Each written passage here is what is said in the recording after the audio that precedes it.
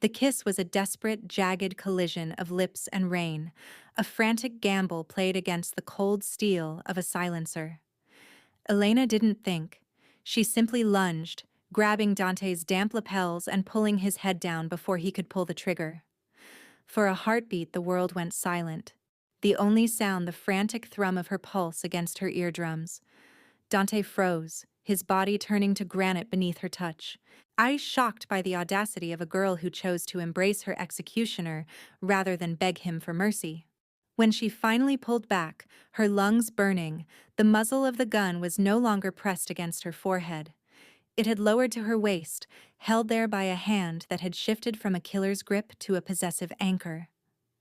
Dante's eyes, usually as vacant and dark as a winter midnight, were suddenly alive with a predatory flick of interest. He didn't pull away. Instead, his thumb traced the line of her lower lip, smeared with a mix of rainwater and the heat of her defiance.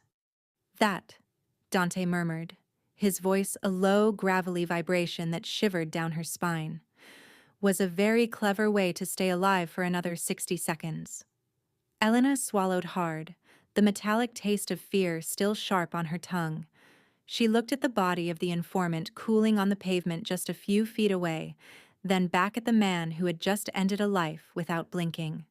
She had survived the moment, but as Dante's fingers tightened around her arm, she realized the price of her life was no longer a bullet. "I don't like witnesses," he said, leaning in until his breath stirred the damp hair at her temple. "But I've never had a toy that bites back. You're coming with me." Before she could protest, a black SUV rolled silently into the alley, its headlights cutting through the gloom like the eyes of a monster. A door swung open, revealing a plush, high-leather interior that looked more like a coffin than a getaway car. Dante didn't wait for her to agree. He simply guided her toward the dark opening, his hand a heavy, unshakable weight on her shoulder. As the car pulled away from the blood-stained curb, Elena watched the alleyway vanish into the fog. She had escaped death, but as the child safety locks clicked into place, she knew she had just entered a different kind of hell. The drive to the Moretti estate was a blur of rain-streaked windows and a heavy, suffocating silence. Dante sat beside Elena, his presence filling the back of the SUV like a physical weight. He didn't look at her, but she could feel his attention focused on her every breath. When the vehicle finally slowed, it wasn't at a police station or a hospital, but at a massive wrought iron gate that swung open like the jaws of a giant. The estate was a fortress of limestone and glass tucked away in the hills, far from the grit of the city. As they pulled up to the grand entrance, the gravel crunching under the tires sounded like bone snapping. Dante stepped out first, offering a hand that Elena pointedly ignored. She climbed out on her own, her soaked clothes clinging to her skin, and looked up at the towering mansion. To anyone else, it was a palace. To Elena, it was a tomb with a chandelier. Dante led her through the massive front doors into a foyer that smelled of lemon wax and old money. A silent maid appeared, taking Dante's damp coat, but his eyes never left Elena. He gestured toward the sweeping marble staircase, his expression unreadable. He told her she would be safe here, that his men were stationed at every exit to ensure no one from the rival families could reach her. He called it protection, but as Elena watched a guard with a visible holster pace the perimeter of the hallway, she knew exactly what this was. He showed her to a room on the second floor that was larger than her entire apartment. It was filled with silk sheets, velvet curtains, and a view of a manicured garden that looked too perfect to be real. There were clothes in the closet that looked like they cost more than her yearly rent, all in her size, as if he had been expecting her, or someone like her. Dante stood in the doorway, his silhouette blocking the light from the hall. He told her to bathe and eat, promising that a doctor would come by to check on her. Elena turned to him, her voice trembling with a mix of exhaustion and rage. She asked him when she could go home, when she could go back to her life. Dante didn't answer immediately. He took a slow step into the room, his dark eyes scanning the space as if he already owned every inch of her surroundings. He told her that her old life ended the moment she stepped into that alley. He explained that out there, she was a target, a witness to a murder that could bring down his empire. Here, she was his. When he left, the sound of the door clicking shut wasn't a lock turning, but it might as well have been.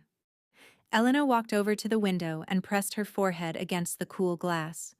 Below, she could see the high stone walls topped with security cameras and the iron gates she had just passed through.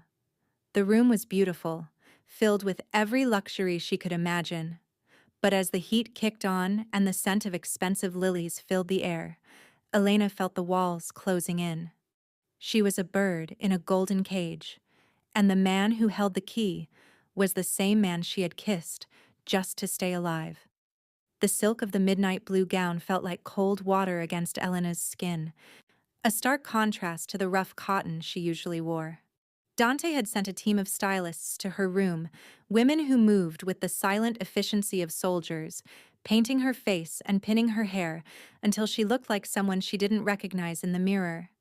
She looked like a queen, but as she stared at her reflection, all she saw was a girl dressed up for her own execution. Dante was waiting for her at the bottom of the grand staircase. He wore a tuxedo that fit him with lethal precision, his dark hair slicked back, looking every bit the sophisticated billionaire, and not the man who had executed a traitor in a rain-slicked alley 48 hours ago. When he saw her, his eyes didn't soften. They sharpened. He walked toward her, the rhythmic click of his dress shoes on the marble sounding like a countdown. Without a word, he reached out and fastened a diamond necklace around her throat. The stones were heavy and cold, a glittering collar that marked his ownership. He leaned down, his lips brushing the shell of her ear as he whispered the rules of the night. He told her that they were going to a gala hosted by the city's elite, a place where the air was thick with perfume and hidden daggers. He explained that his enemies would be watching, looking for any sign of weakness, any hint that she was just a witness he was keeping captive. To the world, she had to be the woman who had finally tamed the beast. She had to be his lover, or neither of them would make it back to the estate alive. The gala was held in a ballroom that felt like a cathedral of excess. Crystal chandeliers hung from the ceiling like frozen explosions, and the sound of a string quartet hummed beneath the low roar of polite conversation. As they entered, the room went silent for a fraction of a second. A collective intake of breath as the city's most feared man appeared with a mystery woman on his arm. Elena felt the weight of 100 stares, some curious, some hungry, and others filled with a chilling hatred. Dante's hand was a constant, firm pressure at the small of her back, guiding her through the crowd. He introduced her to men with cold smiles and women with eyes like glass, calling her his treasure. Elena played her part with a desperation that felt like a fever. She leaned into him, resting her head on his shoulder when a rival boss approached, and laughed at jokes that weren't funny. She forced her hand not to shake when she reached for a glass of champagne, keeping her gaze fixed on Dante as if he were the center of her universe. The test came when a man named Luca, a snake with a scarred lip and a reputation for cruelty, stepped into their path. He looked Elena up and down, his gaze lingering uncomfortably long on the curve of her neck. He asked Dante where he had found such a rare flower, his voice dripping with mock sincerity. He reached out to touch her hand, doing a challenge disguised as a greeting. Before he could make contact, Dante stepped forward, his body shielding Elena with a sudden, violent stillness that made the air in the room turn cold. Dante didn't raise his voice. He simply told Luca that some things were too precious to be touched by anyone else. The threat was unspoken, but absolute. Elena felt a strange, terrifying jolt of something that wasn't quite fear. For a moment, seeing the way Dante stood between her and the world's malice, she almost forgot that he was the one who had put her in this position to begin with. As they danced later that night, held close under the watchful eyes of the underworld, Dante looked down at her. He told her she was doing well, better than he expected. Elena looked into his dark, bottomless eyes and realized the gala wasn't just a test for his enemies, it was a test for her. He wanted to see if she would break or if she would adapt.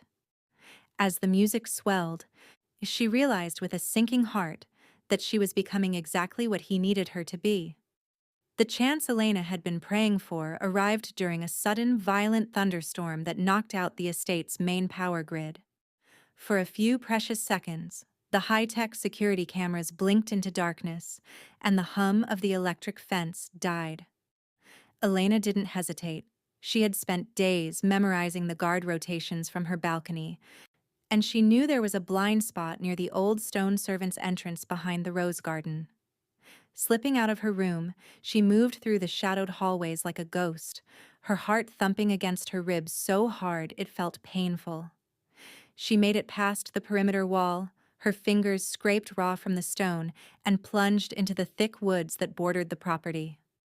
The rain was a freezing curtain, soaking her thin clothes in seconds, but she didn't care. Freedom was just a few miles of mud and trees away. She scrambled through the underbrush, her breath coming in ragged gasps, until she reached the narrow service road that led toward the highway. She could see the faint glow of distant streetlights through the canopy, a beacon of the normal life she was desperate to reclaim. But the silence of the woods was suddenly broken by the heavy crunch of boots on gravel. Elena froze, ducking behind a thick oak tree. A flashlight beam cut through the dark, sweeping across the trunk just inches from her head. It wasn't one of Dante's men. The man's voice was raspier, unfamiliar, and filled with a jagged edge of malice. He was talking into a radio, telling someone that he had found the Don's little pet and was moving in for the kill. A rival hitman had been lurking in the shadows of the estate, waiting for exactly this moment. Elena turned to run, but her foot slipped on a wet root. She went down hard, the air leaving her lungs in a sharp wheeze. Before she could scramble up, the hitman was over her, a cruel smile twisting his face as he leveled a suppressed pistol at her chest. He told her that killing her would be the perfect message to send to Dante Moretti. Just as his finger began to squeeze the trigger, a shadow detached itself from the darkness behind him. Dante didn't shout. He didn't give a warning. He moved with a speed that was barely human, catching the hitman's wrist and snapping it with a sickening pop that echoed through the trees. The gun fell into the mud, but Dante wasn't finished. Elena watched, paralyzed with horror, as Dante unleashed a cold, calculated violence she had only caught glimpses of before. He didn't just defend her, he dismantled the man with a terrifying efficiency, his face a mask of absolute frozen rage. The hitman pleaded, his voice breaking into a sob, but Dante's eyes remained dead. He leaned in close to the man, whispering something Elena couldn't hear before delivering a final, crushing blow. When Dante finally turned toward her, his knuckles were stained dark and his chest was heaving, though his expression had returned to that terrifying, calm void. He looked down at Elena, who was still trembling in the dirt, and for a moment she wasn't sure if he was going to help her up or punish her for leaving. He walked over and reached down, his large hand wrapping around her upper arm with a grip that was firm but surprisingly careful. He pulled her to her feet, his touch searing through her wet sleeve. He didn't scold her for running. He didn't yell. Instead, he wiped a smudge of mud from her cheek with his thumb, his gaze intense enough to burn. He told her that the world outside his walls wasn't waiting to welcome her back. It was waiting to tear her apart just to get to him. As he led her back toward the glowing lights of the fortress, Elena looked back at the woods one last time. She realized that while she feared the men in the dark, she was now more afraid of the man holding her hand, not because of what he might do to her, but because of the monster he became to keep her. The following night, the estate felt quieter, the tension from the escape attempt lingering in the air like the scent of ozone after a storm. Elena expected to be locked in her room or met with cold fury, but instead, she found the house draped in a heavy morning silence. She wandered down to the library, her footsteps muffled by the thick Persian rugs, and stopped short when she saw the double doors ajar. A single lamp cast a low, amber glow across the mahogany shelves, illuminating Dante. He wasn't the untouchable king she had seen at the gala. He sat in a high-backed leather chair, his tie discarded and the top buttons of his shirt undone. In his hand was a glass of amber liquid, untouched, and on the desk before him lay a small, tarnished silver locket.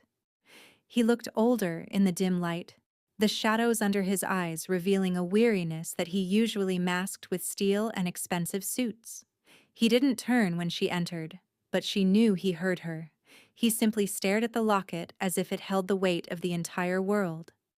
Elena moved closer, her curiosity outweighing her fear. On the desk, beside the locket, was a faded photograph of a woman with the same sharp, aristocratic features as Dante, but with eyes that held a kindness he had long since buried. Dante spoke without looking up, his voice a rough whisper that lacked its usual command. He told her about the night the photograph was taken, a summer evening in Sicily before the blood, and the business had taken everything.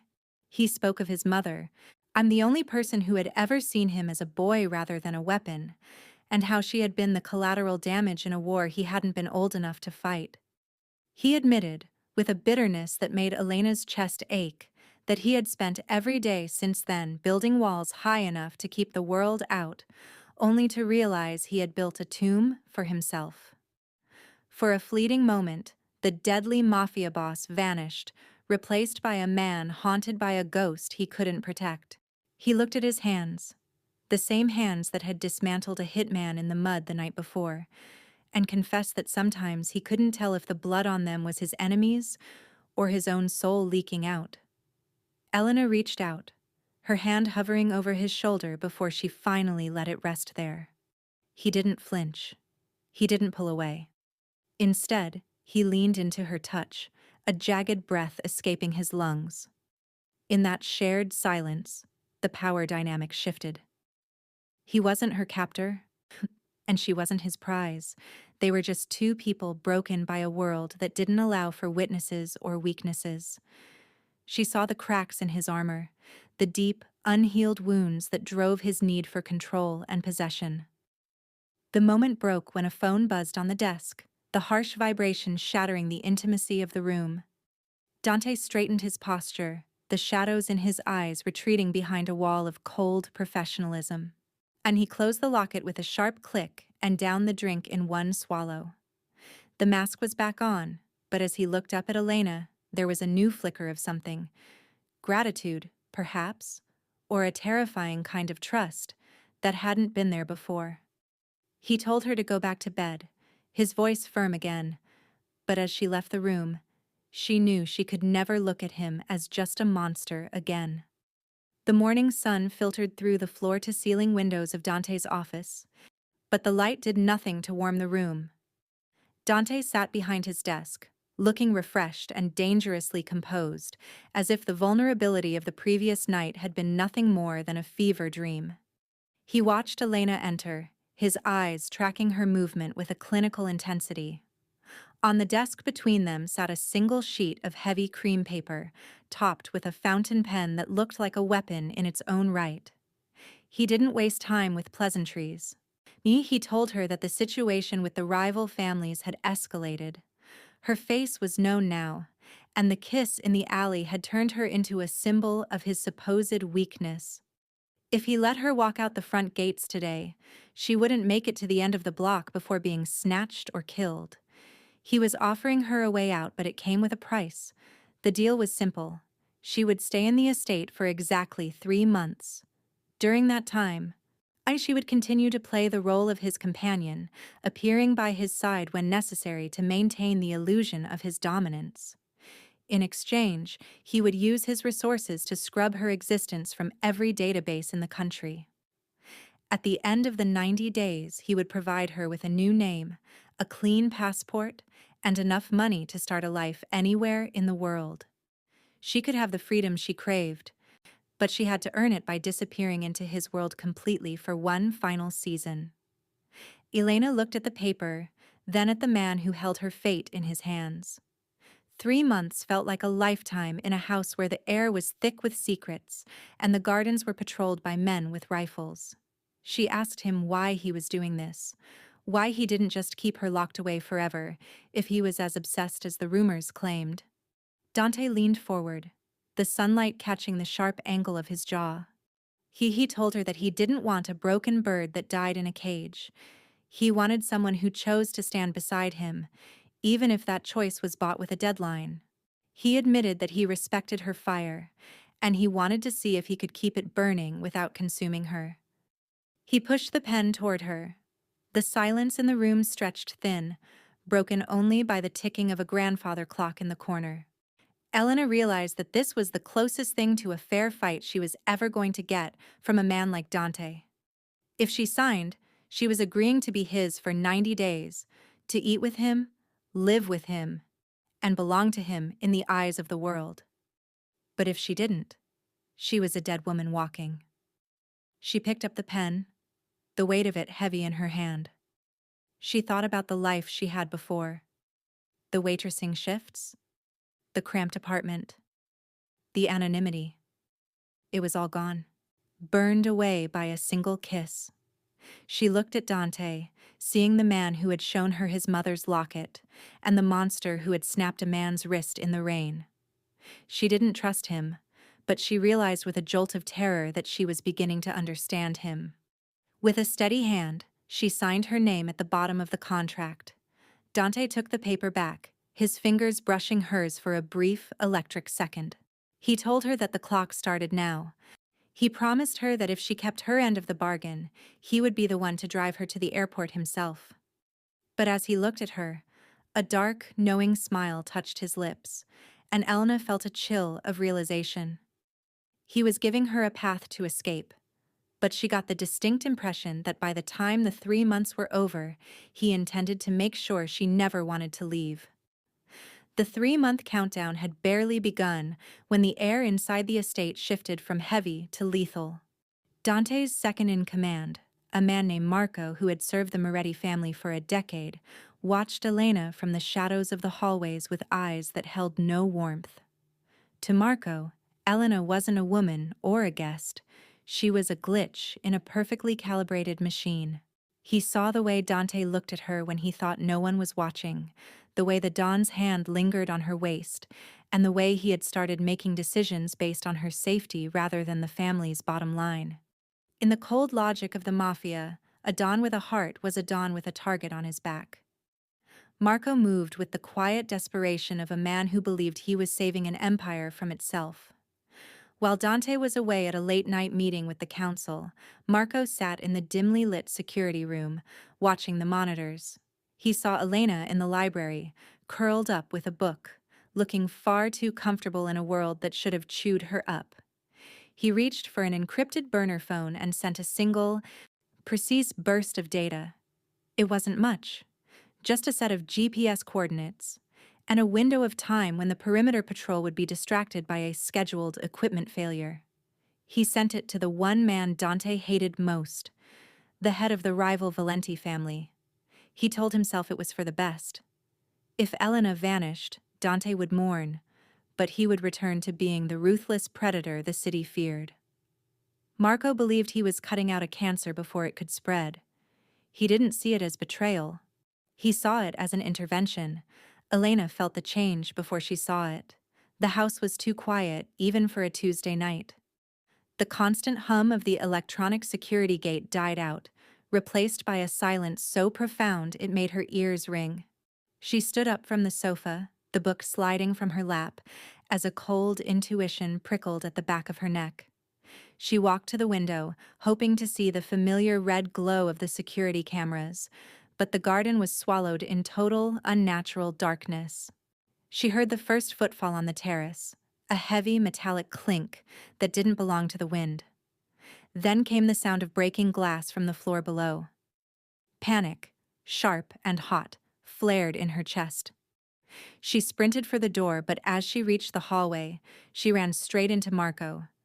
For a second, she felt a wave of relief, thinking he was there to protect her. But then she saw his face. He didn't have his weapon drawn. He wasn't looking for intruders. He was simply standing there, blocking her path to the hidden panic room Dante had shown her. He told her, with a voice that was eerily calm, that it was nothing personal. He said that a man like Dante Moretti didn't get to have a treasure without it becoming a chain. He moved aside just as three masked men in tactical gear crested the staircase, their weapons drawn. Elena looked at Marco, seeing the cold, twisted loyalty in his eyes, and realized that the greatest threat hadn't come from over the walls, but from within the inner circle. The last thing she saw before a heavy hand clamped over her mouth was Marco turning his back, walking away as if she were already a ghost. As she was dragged toward the back exit, the metal of a gun barrel cold against her neck, she realized that Dante's golden cage hadn't just been built to keep her in, it had been the only thing keeping the monsters out. And now, the gates were wide open. The basement of the Valenti warehouse smelled of stagnant river water and old oil. Elena sat on a cold metal chair, her wrists bound tightly behind her with plastic zip ties that bit into her skin every time she moved. The room was lit by a single flickering bulb that cast long, distorted shadows against the damp concrete walls. Across from her, Luca Valenti, the man with the scarred lip from the gala, sat on a crate, cleaning his nails with a pocket knife. He looked at her with a bored, cruel curiosity, as if she were a piece of evidence he was waiting to destroy.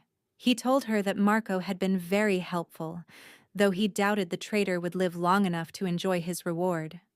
To Luca, Elena was nothing more than a bargaining chip, a way to lure Dante Moretti out of his fortress and into a killing zone. He laughed when she stayed silent, mocking the way she had clung to Dante at the party. He asked her if she really thought a man who killed for a living was capable of caring for anything other than power.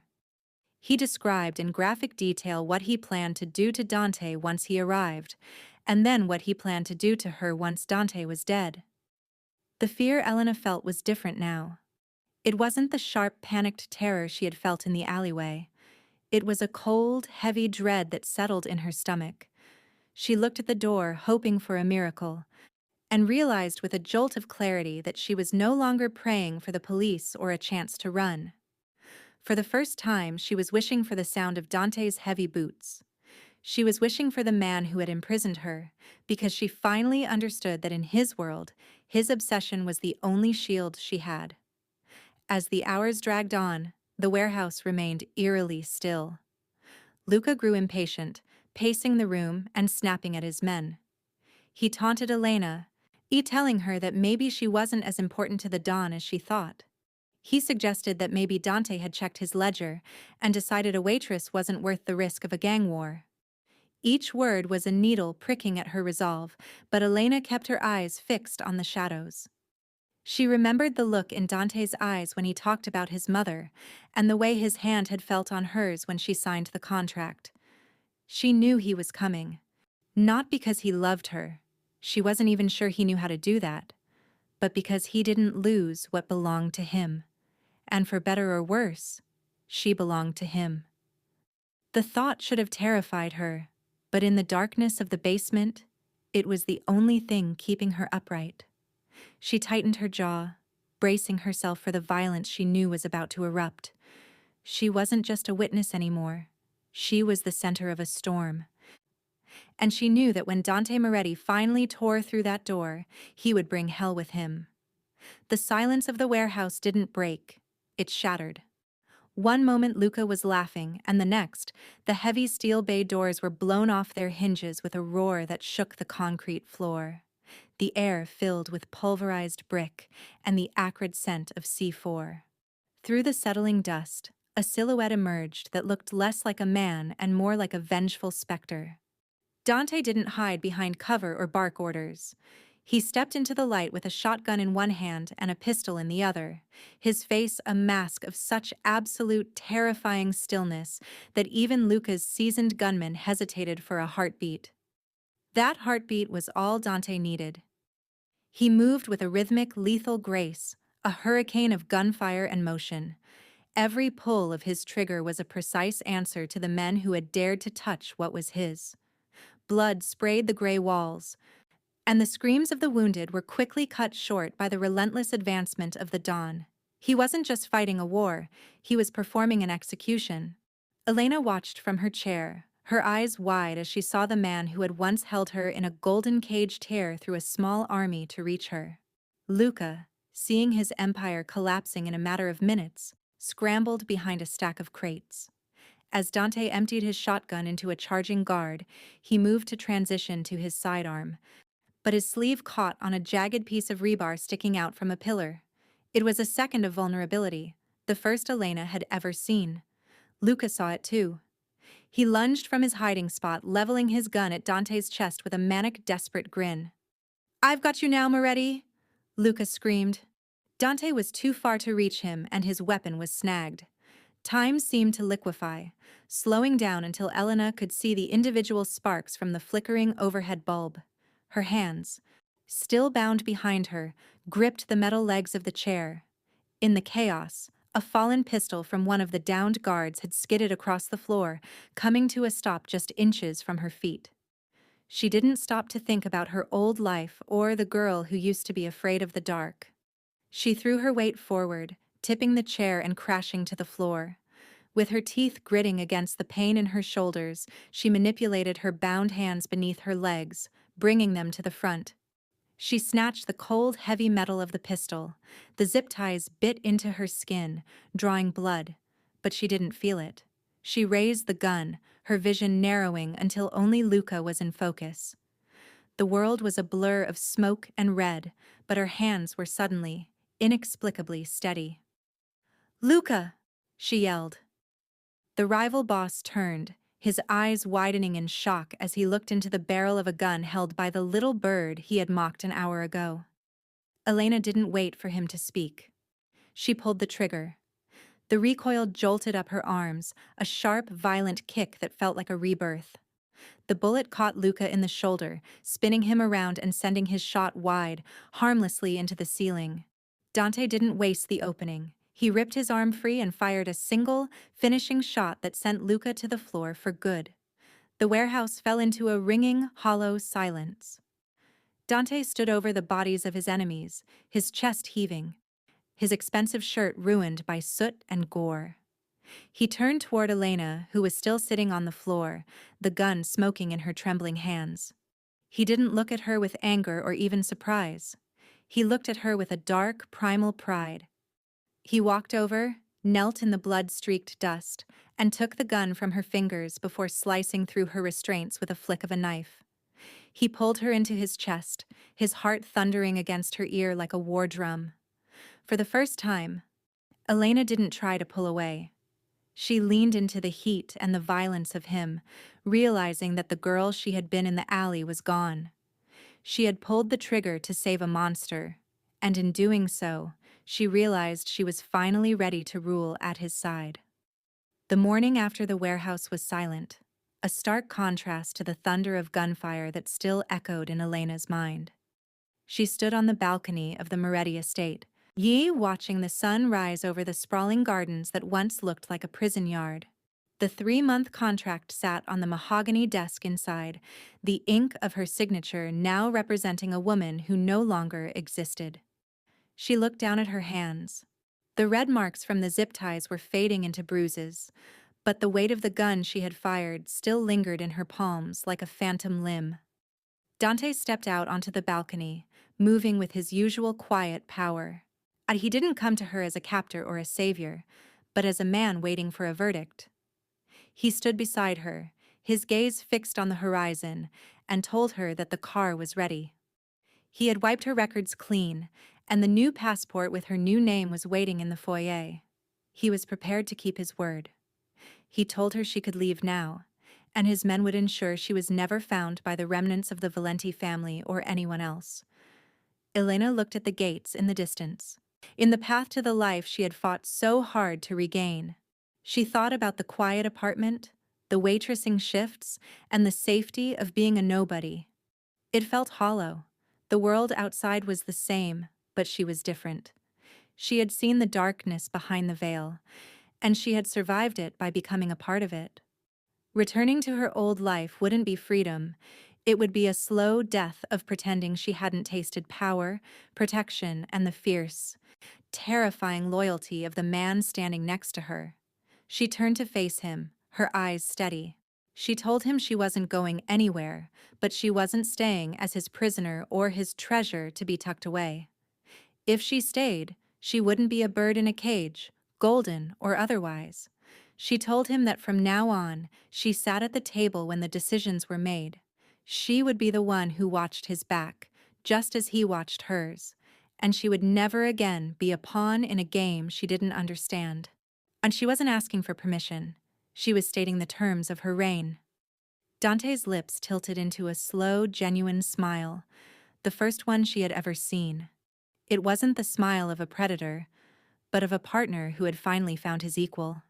He took her hand, not to pull her inside, but to raise it to his lips. He told her that he wouldn't have it any other way. He had spent his life surrounded by people who feared him or wanted to use him.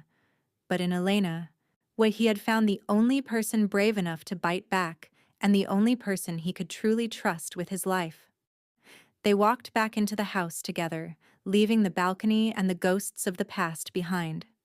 The staff bowed as they passed, and the guards straightened their posture, recognizing a change in the air.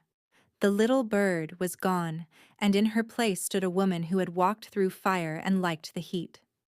As the heavy doors of the study closed behind them, Elena realized she hadn't escaped the Mafia boss. She had conquered him. She was no longer a witness to the story. She was the one writing the ending.